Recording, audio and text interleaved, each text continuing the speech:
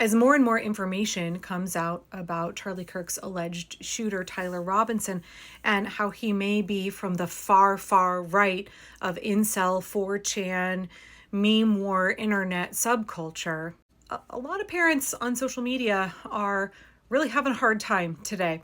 I think a lot of us in the last 48 hours are learning that our teenage and young adult children know an awful lot about a far right subculture that we were completely oblivious to until very, very recently. And that is really scary for a lot of parents. And I want to talk about it for a minute. As the parent of 4 children, ages 14 up to 22, we are an unschooling family. My kids have had pretty much unfettered access to the internet for a real long time. I think I have some perspective to share here. First, let me give you an example of what parents are saying on social media today. I didn't know what a groper was until this morning. Did my son understand the memes? Did he know what the black pill was? Yeah. I'd never heard those things before. I didn't know what they meant, but my son did. My son did. My son understood.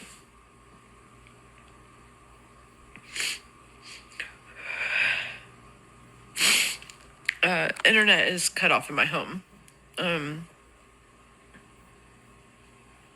We're done. We're done. This is done. We're done. We're done.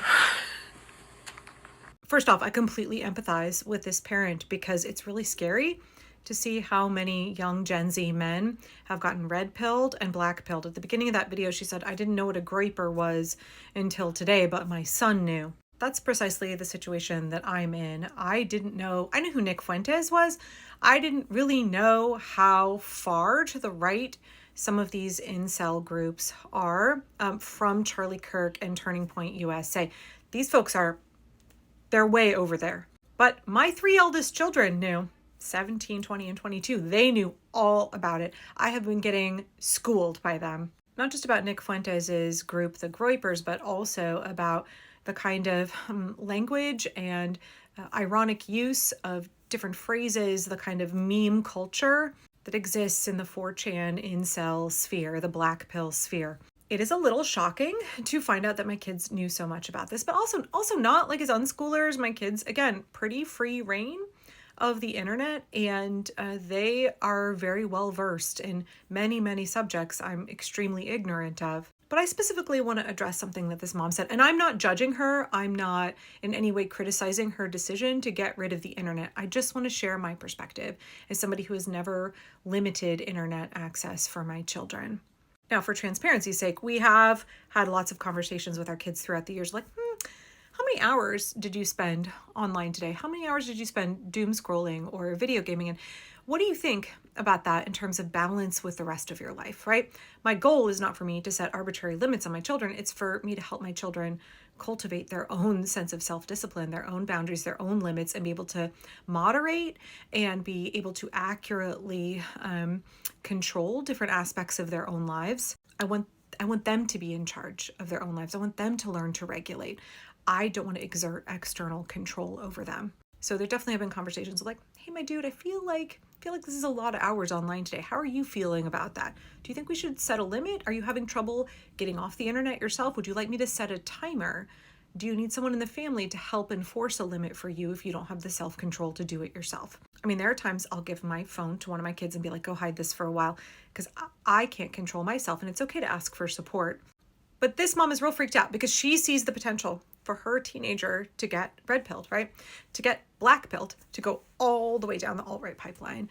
And I want to tell you a couple of stories. So my 17-year-old talked to me about this. You know, he was first learning to use YouTube. He's a real big history buff, so he would love to watch not just like history deep dives, but also movie reviews of period pieces. And also he got really into BreadTube and, you know, like H-Bomber Guy and Folding Ideas. And when he was 13, 14, he came to me and said, you know, I think I'm about one step away from getting sucked down the alt-right pipeline. Not that he would get sucked down it, but he clicked on one video. I don't know the context. He was probably learning about World War II or something. And he did the next video that was like a recommended. He clicked on it and suddenly the algorithm began to change. Within 1, 2, 3 clicks. And bam, the content you're being shown on YouTube shifts dramatically to the far right. Suddenly you're seeing Ben Shapiro and the Daily Wire and PragerU, and then it just goes farther and farther. And similarly, if you have an adolescent child who likes to watch YouTubes of other people playing video games, and then also likes to go play video games online with strangers, especially first-person shooter games, I'm telling y'all, that will really quickly transition your kid's algorithm to pretty hard alt-right content. My choice then was not to ban my 14-year-old from the internet. It was, let's have a conversation about this. He recognized, the algorithm is trying to radicalize me to the alt-right. So this is where my unschooling position comes in, because I want my kids to learn to navigate that, to recognize that the system or someone with an agenda is trying to propagandize them, is trying to radicalize them, is trying to brainwash them, and then figure out how they deal with it.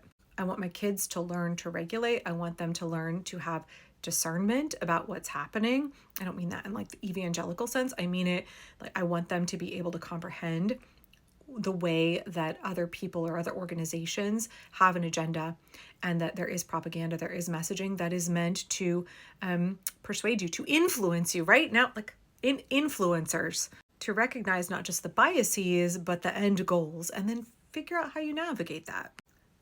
Again, no hate to this mom for wanting to take away all of the internet from her son. I understand that sometimes that may be necessary if someone is trying to brainwash and radicalize your kid. Speaking as somebody who has lost friends down the QAnon pipeline, and they're long gone, y'all. They are gone. That is a very, very dangerous thing. To know that your child is being exposed to that kind of content is something that's very scary for a parent. And you want to protect your child from getting sucked down that pipeline, right? Like, we're looking at a young, white Mormon from Utah, Republican family.